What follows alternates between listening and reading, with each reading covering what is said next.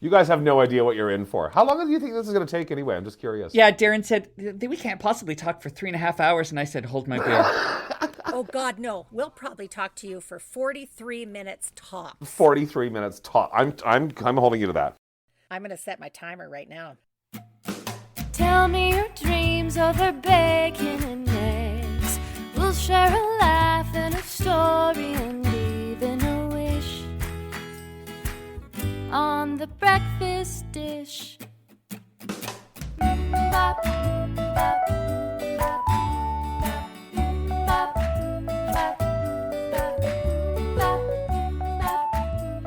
Good morning, everybody, and welcome to the 10th episode of The Breakfast Dish. I think it might be the 11th, but I'm counting the episode 0. My name is Griffin Cork, but I'm not going to talk anymore because we have a very special guest with us, live in studio, but not really. We have Virginia Hyman. Virginia, why don't you take it away, just by the name of The Breakfast Dish? What do you think you're about to get into? Well, with the name The Breakfast Dish, I would guess that we're probably going to talk about breakfast. Yeah, I'm gonna go with breakfast. We do talk about breakfast for a small amount. Virginia, you wouldn't be happy to be creating any online or digital or socially distant art, would you? Or else Karen has booked an entirely wrong guest. That's a very interesting question. And, Karens are getting a kind of a bad rap lately in our society, but I would say that in this particular case, Karen is correct. We have been working with Guys in Disguise to record the 10-year anniversary of a wonderful gothic thriller romance called Dracula. That's fairly big news.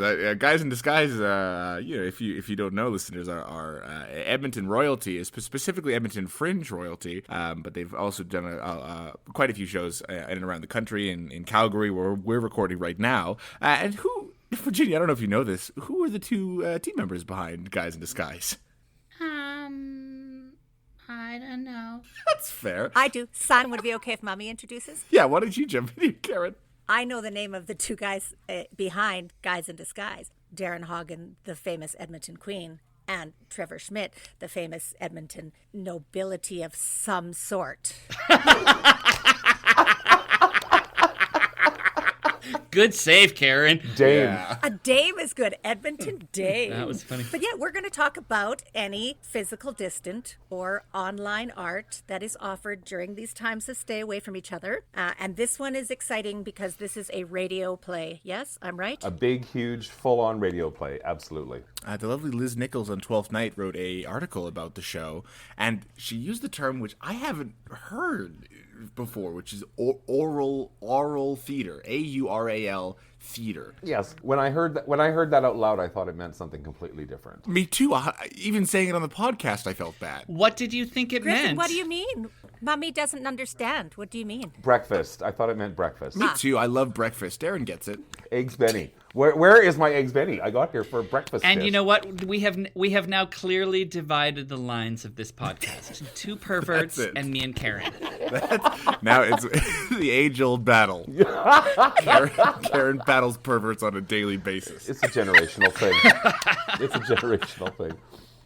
So before we already kind of touched on it, but before we get into the meat of the day, why don't you give us a background or a story of the founding of Guys in Disguise, and I'm sure there's not going to be a large portion of our listeners who don't know about Guys in Disguise, but in case there's the one or two, why don't you fill them in? Oh God. Well, I'll make it short because this first part isn't about Trevor, and he tends to fall asleep. Will you make it short? And he Will tends to you fall asleep really? when it's Because not I about know him. from history when you let Darrin talk about the past, it's like, oh. Listen, we told you before we began here, we have 43 minutes and that's it. So Yeah, good luck with that. Another boring story. Another boring story. Guys in Disguise started in 1987. My partner Kevin Hendricks and I heard about this festival on the South Side that we had never been to. And so the first time I actually was at the Fringe was when we were in the Fringe. We had 8 drag queens in the show, and our first show was noon on a Monday. And somehow we managed to pull it off. I don't know how. All the odds were against us. The show was 2.5 hours long, so I'm not sure how it worked. But we got good reviews, and people came, and we had a good time, and that started us as theater practitioners. And for years, we produced drag shows, and then we started to actually write theater. Well, actually, the very first play was a written play. That's why it was 2.5 hours long. It was a 2-act drag show with the play as the intermission. I was going to say, that's very impressive for a noon on a Monday, 2.5 hour show, but also to get into drag before noon on a Monday. Well, that's the thing. We had to start at like 5 in the morning at Flashback, and then and then 3 taxis all the way down to the South Side. And the very first show, we didn't hang our costumes up after it was over. And so the next morning we went to get into drag, and all of our costumes were drenched from sweat. And we couldn't even get some of them on. It was just disgusting, yeah.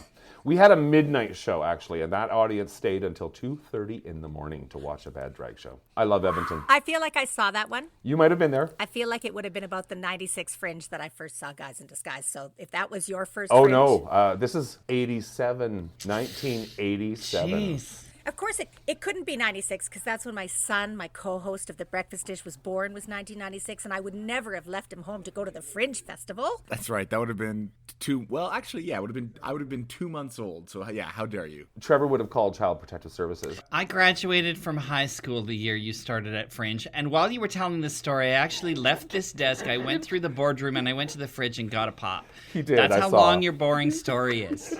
You moved very quickly, though. That was a brisk walk. Yeah, but now we only have 35 minutes left. And that means that Griffin, though, is the same age as my book. Is that real? Yeah. That's true. Shameless plug. That was a shameless plug, Darrin. No, I'm just... Oh, no. I'm just mentioning my book. was an accident. Oh, no, Just a I didn't mean it to be a plug. Listen, if I have a literary brother, I want to know about it. You have a literary brother? Yeah. Actually, the book was the next year. The play was that year, though. And then I just found out earlier this year, sorry to keep talking about myself, Trevor, but Really? the Edmonton Queen, the boat, they have actually changed the name to the Edmonton Riverboat. I wonder why. It's because for 2 decades, if you were to Google the Edmonton Queen and then click images, half the pictures were of the boat and half the pictures were of me. And they were the same size.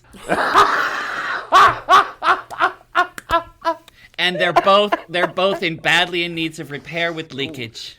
I knew you were going to say leaky bottoms. Yeah, totally. And they've both had the same number of people on top of them. Yes, Okay, this is good one. Neither of them can float. Is Mommy allowed to say that on this podcast? I've never seen this side of you, Karen Johnson Diamond. You know, the proof's in the pudding. You're the pudding, Griffin. You're the pudding. Griffin Cork, podcast host, headphone wearing pudding. The first ever Guys in Disguise show I saw was when you guys came to Calgary at Lunchbox for the first iteration of Flora and Fauna. Flora and Fauna. That was my first experience of it. Oh my God, right. Did it scar you? Oh my God. No, it stayed with me, but I didn't have to repress anything. Good. I wouldn't have you on if that was the case. Oh, yay. So does that mean you missed your mom's brilliant turn in as Dottie in Tornado Magnet? Although that wasn't a Guys in Disguise No, show. but it was written by Darrin. Oh, we're talking about Darrin again. Something unrelated, but about Darrin. Interesting. Noticing a pattern, just saying. Listen, we got to sneak in you walking away for your pop. That's great. Yeah. If we actually talked about these two, I wonder which one has written more plays. I think it's Trevor. I think it's probably me. Yeah. Because Trevor started before I did. So, yeah, he has a book. He has a couple plays, award-winning plays, whatever. But you have a number of also award-winning I've plays. been in books. I've won award-winning plays. I'm the nice one. Trevor, it's not a contest. I'm the nice one. And you are not the nice one. Karen, I thought me and Darrin were supposed to be on a team. What are you doing? You're betraying. I want Trevor's background about joining Guys in Disguise. When did you first become a guy? Oh yeah, this is a great story. When I first moved to town, I did a show with Darrin. My first show in town here, I did a show for Marilyn Ryan called Times Square Angel. Times Square Angel, Darrin yep. played the lead, and I played the angel. And it was sort of like a take on It's a Wonderful Life kind of thing. Yeah. And Darrin was the star, and I found him to be really obnoxious. Yeah, the feeling was mutual. Yeah, just we for the didn't. record. We didn't hate each other, but I was like, I'm not a fan. And that was fine. And then a couple years later, how many years later? Like 10? Oh, Not even quite a few 10? actually, because it Maybe wasn't 10 till years 19 later. Yeah. I got a call from him and another person that was working on the project, and they said, we're writing this show. It's part of a trilogy. It's number 2 or 3, and we'd like you. I think it was number 3 of the trilogy, and they said we'd like you to come in. They were doing a show that was loosely based on Anne of Green Gables, except it was Darrin, and they wanted me to play like the Nellie Olson kind of like evil girl. And we said it's Nellie Olson meets Linda Blair from The Exorcist. Do you think you're up for that? And I was like, oh, I don't know. I think these guys are going to be like a little bit flaky. But they had been doing this trilogy for like 2 years already at Fringe. And I knew that they had a big following and made a lot of money. And so I was like, you know what? What the F? I can like suck it up and like get a paycheck, and I'll go in and like do this, and it'll probably be torture, but whatever. Probably be torture. And I went in and had a blast that summer and made super tight friends with Davina Stewart, who played my mother, and I played Rose Thorne, the most the prettiest girl in the whole of PEI, but also the most evil. I also remember my favorite line of yours was, "Where you from, Tran? Someplace with steroids in the water?" I love the pitch of, all right, it's Anne of Green Gables, but it's Darrin. Well, it was the idea was that, you know how they got, like, we clearly requested a boy, but they got a girl instead? This was the opposite. They requested a girl, but they got... Anne of Green Gables. Yeah. And then I took a year off from the Fringe, actually, after that. And the next year, I had this amazing idea to write. I had actually seen a piece of Trevor's called Hitchcock Blonde. And I loved the fact that Trevor was writing about behind the scenes in Hollywood. And then I found a book about Bette Davis and Joan Crawford and read all the bitchy things they said about each other and went, oh my God, this has to be a play. And I thought, who else knows about writing Hollywood? And I thought, Trevor Schmidt does. So I went and actually gave him a copy of the book, and we talked about it. And I said, I'll play Joan Crawford and you have to play Bette Davis. And that became Bitch Slap, which opened in 2005 in Winnipeg at the Winnipeg Fringe. And which is really funny because you didn't tell me I would play Bette Davis at first. You just Not said, at first. we'll do this. And I thought, oh, I'll be Joan Crawford and he'll be Bette Davis because he likes to do it. He does a Bette Davis. He does a good Bette Davis voice. And she has all the good jokes. And then they were like, oh no, you're Bette Davis. And I do remember you saying, because I had that pudgy New England face thing. I did not say that. You did. It's in print. I recall it. Wait, it's burned. that is It's not in burned print. in my memory, Darrin. Don't try to revision history. So with my pudgy New England face, I would have said it was because of your goggle-eyed horror face, but whatever.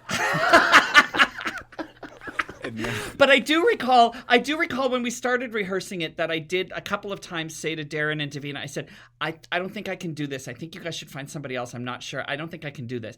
But that ended up being like a really huge kind of seminal performance, like that production for the company. Like that was a huge success. And we've toured through like to different places in the States, and we came to the Out Games in Calgary, and we've done had a life Calgary, Red Deer, Edmonton, Winnipeg, Orlando. But what I loved, one of my favorite moments, and favorite in quotes, because it's about Trevor Schmidt getting praise that I didn't get. But it is kind of true. I got lots of good reviews, but everybody recognized you and Davina. No one ever recognized me on the street afterwards. So. But one of the reviews in Orlando at the Orlando Fringe actually said Trevor Schmidt's Bette Davis may just be better than the original. Oh. And I thought, wow. That's pretty high praise. That's pretty good. Can you give us a little Bette Davis right now? Can you give us just a little bit? Oh my God! What do you think you're doing? Oh good God, no! For goodness sake, she's not gonna do it like that, is she? I'm being transported. It's really wonderful when he sings. When I'm writing a letter to Daddy. His address is heaven above. Okay, I'm assuming that all the needles on all the sound stuff is just like in the red right now. Listen, it's worth it. It's how Betty would have wanted it. Betty would want it. But that show, we drove to Winnipeg to premiere that show. And it was terrifying. It was terrifying. I didn't know my lines, and I drove like none of us 13 did. hours or whatever it took. And that first performance was like, it was literally like scraping the rails on the highway. When we got to the end of the play, it was such a relief that when we got to the point where Davina, as head of Hopper, was talking about, and then Joan Crawford died, that I actually had a tear coming down my face, and it wasn't an acting tear. It was thank God that's over with kind of thing. Thank God we're almost over. And we didn't know it was a hit yet. Because let me just tell a story. We went to the beer tent afterwards, and I was flyering, and I said, come see Bitch Slap. It's the bitchiest play at the Fringe. Here's me as Joan Crawford. And I like to do a little spiel and then run. so I don't have to engage with anybody because I'm actually quite shy. So I said, that's me as Joan Crawford, come see Bitchy play at the Fringe. And the guy I passed it to said, oh yeah, we saw it already tonight, and we had only done the one show. And I went, oh, you're the first on the team. What keeners? And then he went, yeah, we didn't like it. So you bitch slapped him. Did anyone else catch that flyby where Darrin just said, I'm actually quite shy? Yeah, that I did catch. That was mentioned. We all shook our pudgy New England faces to that. Thank you. Yeah, exactly. The eyebrows shot up. What? All right, you two, you're both machine guns. We need to get back to the actual reason good luck. that you've joined the Breakfast Dish. Why? Well, because you, Karen, put us on a 43-minute time limit, so now we have to adhere to that. Dang it! So lots of collaborations, lots of working together, and They're like Spencer Tracy and Katharine Hepburn of the drag world. That's what I think. Except if they hated each other. Like we don't hate each other, but people think we fight all the time. Like we constantly bicker. We sort of play that up though, and actually, what I loved about Bitch Slap was how it actually spoke to who we were, because Betty Davis was the actress and Joan Crawford was the star. Well, in Edmonton, Trevor has a lot more acting experience than I will ever have because he studied it and he's a brilliant actor. And I was already famous as being a drag queen, even though I hadn't done any theater yet. So in a way, we were perfect for Betty and Joan, because Joan was all about the ego and how she's perceived, whereas Betty was like, I don't care how I look, just let me do the work. Listen to this segue, Griffin. So how in your radio play Dragula do the characters reflect who you are? Oh. that was pretty good. Thank you, son. I don't know if there's a good answer for that one, except Trevor's voice is naturally that high. He actually has to lower it in everyday activities. Yeah, this right now is Trevor trying to sound tough. Yeah, exactly. I'm afraid I'm going to have to disagree with you there, Darrin. No, bro. Beautiful. No, bro. Beautiful. My character is the central character. That's how it's like me. There we go. And how is Dragula like me? Well, my name is above the title, and my name is the title. That's right. Yeah. The poster image connected with this is astounding. Oh, one of our favorites. We really wanted the whole thing to be based on those pulp novels from the 50s and 60s, those genre novels of Gothic romances. And on the cover of those, there's always a young woman, usually running away from a castle in the distance. And it's always like through a dark glass or, evil my love or something. And it's always really dramatic. And those Gothic novels have a kind of, they have a certain amount of tropes that are used over and over again. And we wanted to explore that, but not just in that genre that way. We also wanted to pay homage to Hammer films from the late 60s and early 70s, where everyone's in the Regency era outfits, but their hair is really like still 60s and their makeup still has the cat eye eyeliner, and so everything's not quite period. Like it's 18th century, but through the eyes of Sharon Tate. Yeah. Right? If you Google when you get home, well, you are home, right? Okay. Well, once we're done talking, or I would do it now, but we've got to talk. We've only got 43 minutes apparently. Google a book called Crimson Kisses, which was actually a vampire love story that I read as a teenager, and our poster is almost a direct sort of mock of the Crimson Kisses cover, complete with the castle in the background. So people that are looking for a little COVID time reading, that's what you need to look Oh, yeah. And there's also some great novels by like Daphne du Maurier and Lady Eleanor Smith from that period that are like real bodice-ripping kind of mystery, ghosty stuff that's really wonderful to read. And then there's all the Bronte and that kind of stuff too, like Northanger Abbey. And... We also wanted it to be lesbian vampires too. Carmilla. So, for instance, all the way through it, we have fun with a lot of the lesbian tropes, like, for instance, spelling the word woman without the word man in it, which is woman or women. And it's something I remember being exposed to when I first moved to Edmonton and reading Woman's Space, which was a lesbian magazine. And so we tried to actually inject it with some real feminism and some real actually critique of gender roles, and by sort of dipping into the lesbian sort of mythology and the lesbian vernacular. Well, it's about using the genre of Gothic romance to explore an allegory of lesbianism as vampirism, as the disease, the other, the thing that you can be contaminated with, and also women being punished for exploring their sexuality, which is a trope in that vampire genre, anyways, which you see in Dracula with Mina and Lucy and all that kind of stuff. So it's the women get infected, and then the patriarchy has to cut off their head and stuff their head full of garlic. Stuff them with garlic. Yeah, totally, because it's totally contagious. I have more questions than I can count. But before we get into this, question number one. Why don't you give us like a little synopsis or like a little story teaser of Dragula? Oh, I can do that. I think I can boil it down. Virginia Hyman gets a mysterious letter that she doesn't expect, and it's basically saying you have been selected from a group of upstanding young women of upstanding virtue to come have a special retreat at this Castle Dragula, 6969 Skull-Shaped Mountain Road, Birkenstock, Transylvania. Mountain Road. So, like, we tried to every centimeter of the play is dripping with that kind of sort of irony and pun. Soaked, drenched. She shows up at she doesn't know why she's been chosen, but she goes, sounds legit so far, so she ends up showing up. The Countess Dragula falls in love with her, wants her to become her immortal companion, etc., etc. In the meantime, Virginia's ward, she's the ward of a vampire hunter named Dick Van Dyck, and Dick wants to save her from this perversity, this grotesque this spreading thing. Disease. Yeah, so he comes to rescue her. There's and hijinks ensue. Yeah, and Davina's character is actually Dragula's lesbian lover, Wilma Fingerdew. Wilma Fingerdew. I saw the look on your face when I said that, Karen. Yeah. I don't think Karen gets it. Griffin gets it. Griffin, it's Norwegian. It's Norwegian. I really appreciate the clarification because I am 13 years old. Trevor, can I do a little aside with my collaborator here? Trevor, is Karen trying to sanitize our interview and make it less offensive for her son? Yeah, I think you're being censored right now is what I'm hearing. I don't think she actually gets it. That may not be far off.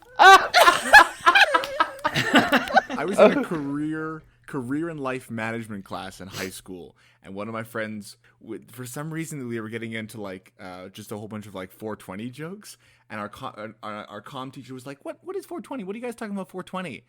And my friend Jane so quickly went, "Oh, it's like when we get home from school." And she went, "Oh," and like totally glazed over it. It was baffling. I had to have a 17-year-old tell me what 420 meant. I had never heard it before, and I've been smoking pot since I was 14. Seriously, like I had no idea. It was like some new... They had pot that long ago? Yes, Trevor, they had pot that long ago. Mommy doesn't know what 420 is. Mommy doesn't need to.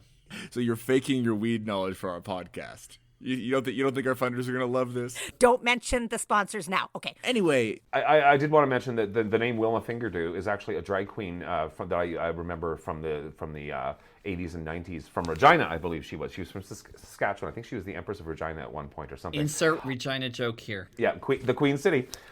What's hilarious though is I heard that name for 20 years before I got it. I thought fingerdew, like hairdo, like fingerdew, like, you know, she has a fingerdew. And it wasn't until decades later that I was like, I think I was writing it out in my book, which I don't know if I've mentioned. Oh, Jesus Christ. Are you kidding me? Are you kidding me? Oh, my God. I did that one on purpose. Of course you did. Trevor, how many Sterling and Betty awards do you have? Trevor, how many? 14. Yeah, exactly. Okay, good. Every time there's a book mentioned, we're going to talk about your Sterlings. And not that Darrin doesn't have just as many, I'm sure. Yeah, Trevor, how many plays have you written? We just have to even it out. Oh, wait. No, wait. I'm on Darrin's team. Yeah, tell us more about the book, Darrin. This is what's funny, too, is in Bitch Slap, Betty and Joan often battled about who was going to get nominated for an Oscar. And at one point, Betty says, "How many Oscars have you been nominated for?" Joan? And Joan goes, "Why, I've been lucky enough to be nominated for 14 times! I've been nominated 14! That's the scene. Okay, I want to get serious for just a second here and I know... That's not going to happen. We can't do that. No, it is. It's actually going to happen because you both are multiple award winners. But what I think people don't know is that it's not all for acting because each of you guys are what they call the quintuple threat, quintuple threat. Did you say quintuple? Quintuple threat, where you can do everything. So you are both actors, you are both designers, music and set and costume. You're both writers. Trevor's a triple designer because he does set, costumes, and lights. All I'm saying is it is really astounding when you look at what must be the awards on your mantle that aren't just for one thing. Like, but to be serious, it's like necessity is the mother of invention. Like the idea that I can do all those things is because I had to do all those things in order to, like, I worked through my entire 20s with other artists. We created our own work. Nobody else had the energy or the inspiration to do those parts of the production, and I felt inspired to do that from my artistic background. And so luckily those skills, that skill set expanded. And so I think that the more multi-hyphenated I have become as an artist, the more secure the base is for me, or has been for me. Now that's shifting. But yeah, it's been necessity that made that happen. And I think as artists who do a lot of our first draft or our first product, the first stab at an idea is usually at the Fringe. I mean, the Fringe, we don't get paid to do stuff at the Fringe. You only get paid if you sell tickets, and you get paid in shares. And so for Trevor and I, like, we generally, like, even with the amount of things that we do, like, he'll do the costumes and direct and write and act and the set, if there is one. With Fringe is usually less so, but sometimes there's a set. I will write and act and do either the sound or the music or stage manage or, like, depending on the show, and we kind of have to.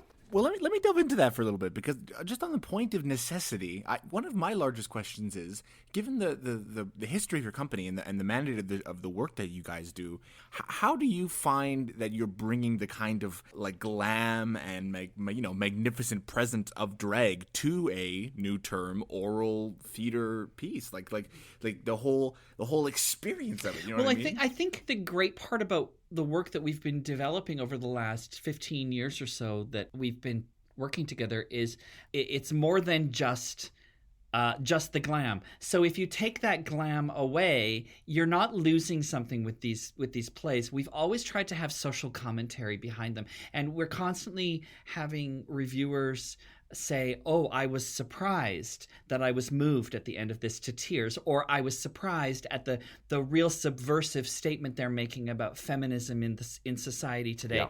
Yeah. And so I think that there's more meat on the bone here than people expect. So you're not going to lose the power of the play just because the visual isn't there. Exactly. I still think that we've written what I think are very clever and very topical and very relevant plays that seem to really speak often to women that are of a certain generation and have experienced some of the stuff that we talk about in the play and can remember that time period.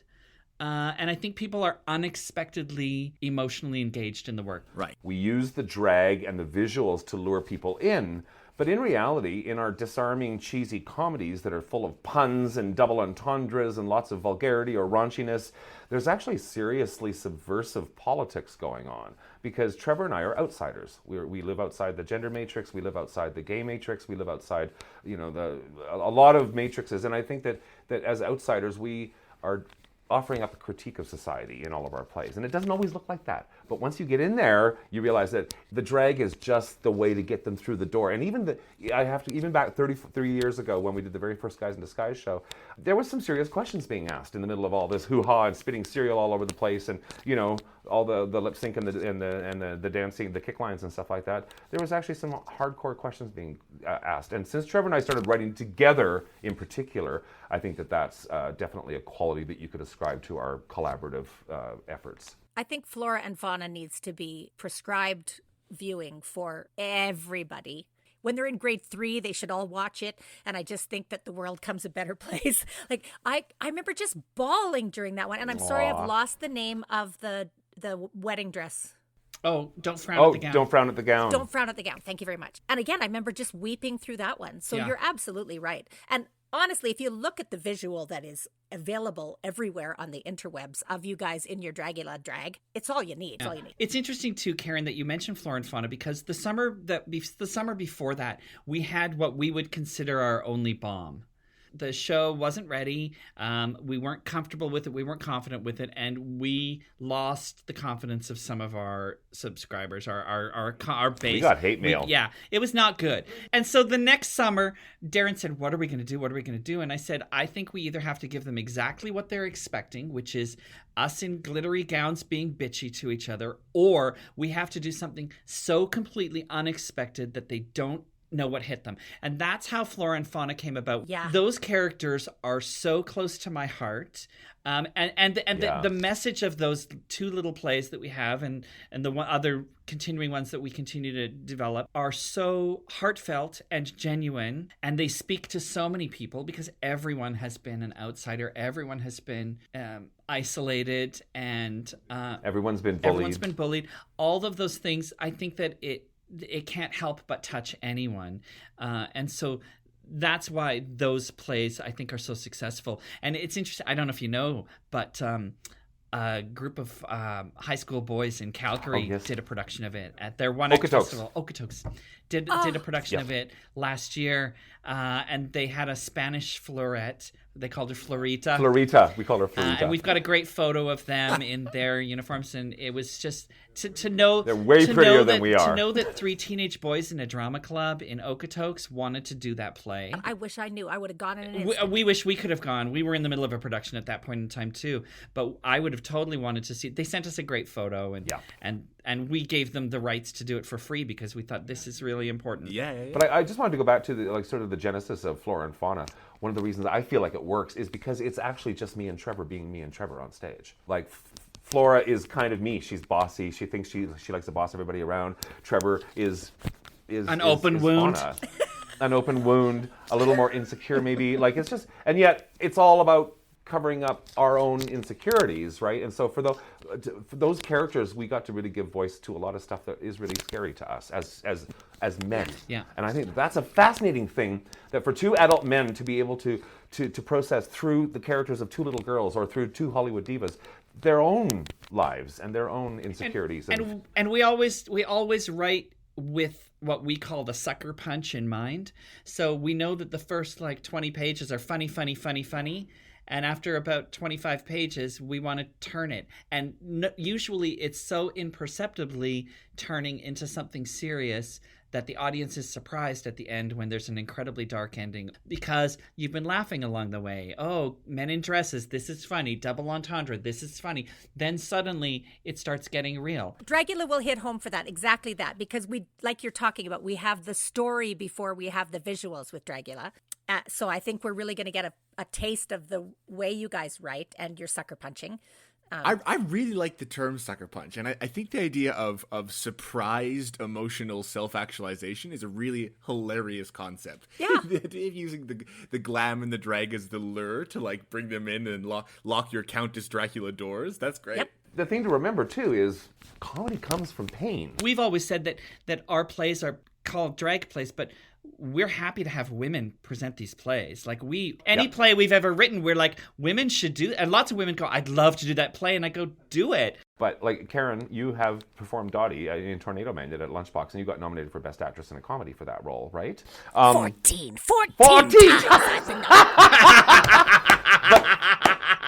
I remember when Kate Newby, who directed that, and I were adapting it because we had to shrink it down from about 75 minutes to about 55 minutes, right? And so she was working with me on the adaptation of it. And when it opened, I don't think I was there for the opening. I think I came down a few days into it. And so I think she called me up after it opened, and I said, so is it still funny? And she said, yes, but in different ways. Yeah. And I think that's really interesting because, sure, me and Trevor in a dress, there's a certain amount of funny that comes with that. But the humor isn't about the dress. Exactly. Yeah, and also that play is an homage to your own mother, and so it's absolutely going to be something else coming from you as it was coming from me. And it's not a drag show, is it? It's about a woman. There's nothing drag about it. God, you guys, if you don't know Tornado Magnet, phone me and I'll read it to you over the phone. Seriously, because it's so good. It's funny to see how people react to our plays because sometimes we've rehearsed them long enough that we forget the effect that they will have on people. Like when we did Puck Bunnies, I kind of thought it was going to be a filler run, and it was the reaction from people to this little play that we were doing about these three women in a hockey rink In a small town, ended up being I did not expect the emotional outpouring that came at the end of that play from audience members. That was an exciting one to do, actually. That was one of my favorite plays in the last sort of 10 Yeah. years that me and Trevor have done. Which was all about sort of internalized misogyny among women. And about letting the boys and the rules of the boys dictate how women interact with each And other. speaking of women letting the boys set the rules, where Griffin would probably like to segue into a different part of this podcast now. Don't bring me into this. No, I'm just saying. She's just throwing you under the bus. Yeah. I'm the cigar smoking producer in the back. Hurry up, time is money. We're never gonna make our nut. We need to find out about how to hear Dragula and where to hear Dragula. The brilliant Dave Clark, who not only was our recording engineer throughout the entire process for Dragula, but he was also the sound designer and also played the role of Dick Van Dyck. I said, dude, I know nothing about selling stuff online. You go figure it out. He went and asked a whole bunch of musicians what would be the best way of, making this available to people to buy. And Bandcamp came to his attention. And I got to say, now that I've poked around Bandcamp a little while, it's a great place. So, for instance, if you follow the link that I'm sure we will post somewhere on your, do you have a website? Yeah, it'll be everywhere. I'm sorry, I'm new here. Yes, Griffin will show you where to go. And when you click that link, you don't have to sign up. You don't have to create an account. You just click on the picture of me and Trevor and then buy it. It's that simple. I also feel like if you go to Bandcamp and search Dragula, that also might work. I mean, I'll post a link, but in case Yeah, it's actually, I think the actual address is guysindisguise@bandcamp.com. Like, it's actually, we have our own page as far as I know. And it's only $10, yeah? It's only $10, and what's great is it's one of the platforms that charges the least. So, for instance, if we were selling it on Amazon, they would take 1,000,000%. Totally exaggerating, Amazon, don't sue me, but it's a lot. 14%. Whereas on Bandcamp, they take a small slice. So $8.50 from every ticket is going directly to the artist that actually created it. And is it all now, Darrin? I don't even know this, and I'm in it. Yeah. Is it all in one recording, or is it split up into four, like the way that we? It's split up into four because that was the most manageable way of doing it. And also, you can either stream it and listen to it, or you can download it and listen to it later. And so you actually own it. So for $10, you can actually have me and Trevor in your living room every night. Good God! It's a dream. It's you two, Darrin Hagen and Trevor Schmidt and Davina Stewart, and is there another cast member? Dave. Oh, yes, Dave Clark. And Patricia Darbese. Patricia Darbese plays, she's our new narrator, and she's fantastic. And how long is it available up on Bandcamp? Forever? Or is there a Until certain time the limit? end of time. Perfect. In fact, we're actually looking at what other plays do we have or could we write that could be fashioned in the same format and delivered in the same way. And so we're actually thinking of a sequel to Dragula for the first time in a decade because we've realized, really, Dragula is about Virginia Hyman. So all we need to do is find another way to showcase that. And so we've decided that we are, can we tell them what we're going to work on next, Trevor? Let's tell them. Yeah.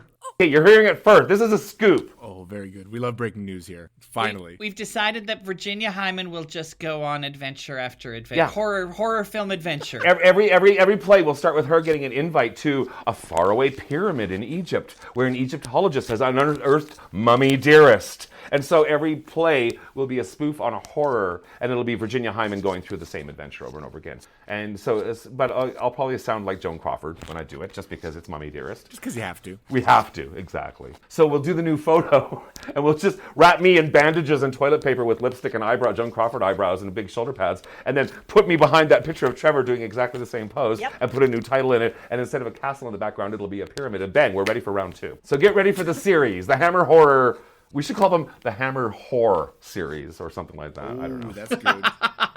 Now, where can people find more Guys in Disguise online? Like, does Guys in Disguise have their own social medias?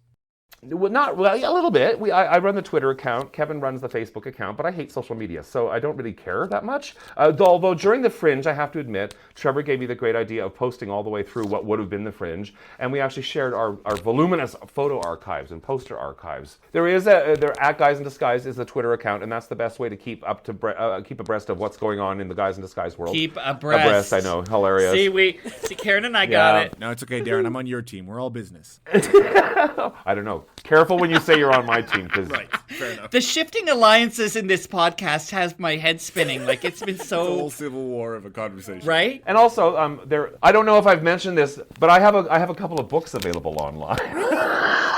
Oh, Jesus Christ. That's very interesting. And so, Trevor, what's your Twitter? Trevor Schmidt 69. It's the year I was born. It's not dirty. It's Great. Darrin, can we find your freaking book online or whatever? I don't need to promote my publications in the same desperate, needy way that you do. The books are available at brindleandglass.com, which is the publisher. Oh, wait. You know what? What? You know what? We had to cancel our show this year, right? Right. But we'll Oh. probably do it next year, and we should just do a little plug for that. We have a play. We have a Fringe play that nobody has seen yet. Yeah, it's called Crack in the Mirror. So the Prepare for the Worst was the first of a trilogy. It was two housewives in the 1950s in suburban Americana. They're on the verge of figuring out what their feminist world is going to be like. And then Don't Frown at the Gown was part 2, which was set in the 60s in the same In 1962. subdivision. So and again, it was about the changing roles of women in society and that sort of the traditional versus the modern. In the next one, it's the 1970s and it's the same subdivision again. And it's it's 3 women who have gotten together. How should we describe this, Trevor? There's a women's awareness group, like in the 70s, how they had women get together once a week. Sort of the precursor to Women's Lib, that kind of thing. It's called Crack in the Mirror because that week the topic is called Mirror, Mirror on the Floor. This is so one can check if one has warts on the bottom of one's feet. Oh, Griffin. now I get it. Thanks. It's about becoming one with your with your vagina. Regina. I meant Regina, Saskatchewan. Well, Trevor and Darrin, thank you very much for joining us. We are getting close to our wrap-up time. Which means they're going to cut out all my references to my book. We're 15 minutes past our wrap. Yeah. Oh, man, we have so much to edit. But, well, what Karen likes to usually do, and this might tack on some extra time, so we'll find out. Karen likes to usually make up a breakfast-themed question because she's a professional improviser. Here we go. 3, 2, 1. Once upon a time, I did a show at the Florida Fringe, and absolutely no one came to it. About 12 people, but every single one of them said, "Where's Darrin Hagen, and why isn't their group here? What did I eat for breakfast that day?" I'm going to say, if you went to the same Greasy Spoon that we went to while we were at the Orlando Fringe, I'm going to say, what is it called? It's called corned beef hash. Trevor, what do you think? Waffles. Probably waffles. I'm a vegetarian, but I don't remember. Ask me what else is happening right now online, Griffin. Well, first I have to say thank you to the Calgary Arts Development Authority, the Rozsa Foundation, the Calgary Foundation. The intro music you just heard and the outro music you're about to hear is by Alexander Cowman. All of our graphic design has been done by Morgan Erpter. Darrin and Trevor, thank you so much for joining us. So we'll let you go, and Karen will now list some events that are happening online. Happily, I will tell you things that are happening. And in the theme of what we just talked to Darrin and Trevor about, you can go tonight, Monday, August 31st, to St. Patrick Island in Calgary from 6 to 7 p.m. and experience Reading with Royalty, where it's a new, glamorous, quote, family-friendly storytime program led by local drag performers in partnership with the Calgary Public Library, unquote. Man, I want to see that. So Reading with Royalty, 6 to 7 p.m., St. Patrick's Island. And again, along with the audio theater experience, Jupiter Theater is presenting the Explore podcast series. Episode 1 releases on September 4th. It's a fiction anthology podcast to be enjoyed in the community while social distancing.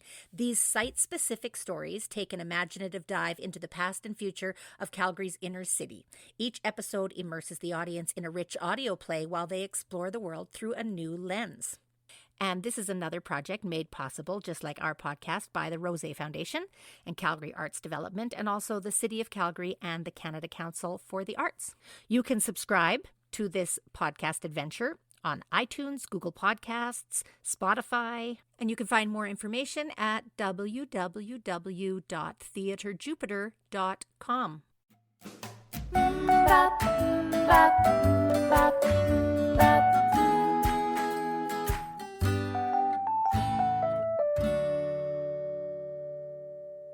This has been The Breakfast Dish.